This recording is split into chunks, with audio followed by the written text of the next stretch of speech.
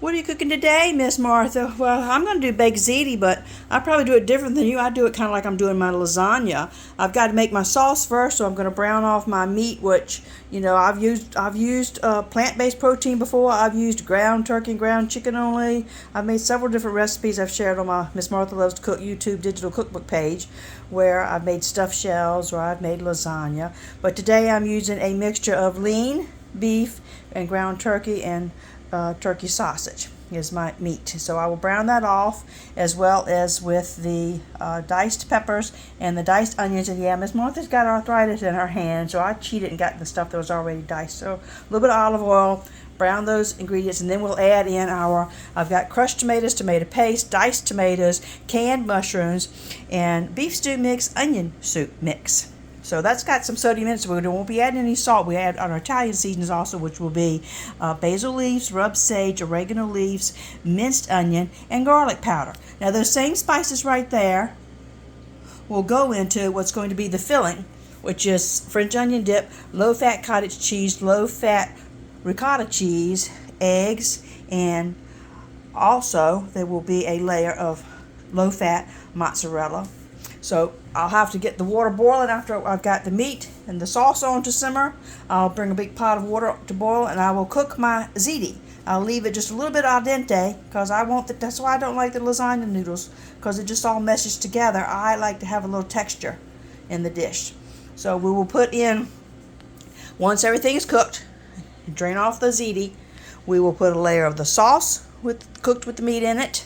Then we will put a layer of the cooked pasta, a layer of the low-fat mozzarella cheese, then a layer of the spiced up dairy, and we'll sprinkle a little bit of the mozzarella on top of that. Then we'll repeat a layer of the sauce, a layer of the baked cooked pasta, a layer of the mozzarella, a layer of the dairy, a layer of the mozzarella, a layer of the sauce, a layer of the pasta, a layer of the mozzarella, a layer of the dairy, a layer of the mozzarella, finish up with a layer of the sauce, and then on top of it will be some of the fancy mozzarella and parmesan. I'll cover it with foil, and it will bake. I'll use these disposable pans if I'm going to be sharing it, and also because you're going to freeze extra, because I'm making a large batch. It freezes nicely in the Reynolds wrap pan instead of trying to cut it up and put it in Tupperware and freeze it that way. So it'll bake for about an hour in the oven.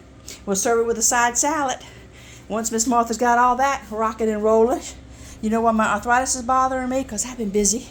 I had crocheted myself a sweater. You've seen me do all the dog sweaters before on my Facebook Reels or my Instagram. So I made myself a sweater, and this is completed now, so I can put the yarn away for the season and I can get back to making art, and that's my next painting that I've got to be working on. So what are the chihuahuas doing? They resting? He rested? Where are the other chihuahuas? It's a pretty day. In between all that, we're going to go outside and get some fresh air. Aren't we, babies? 1, 2, 3, 4. Sack makes 5. Thanks for watching, liking, and subscribing. Miss Martha got to get to cooking now. I'm going to make the sauce. I'm going to boil the pasta. I'm going to mix up the filling and just assemble it and bake it. It's really not that hard to do. Manja!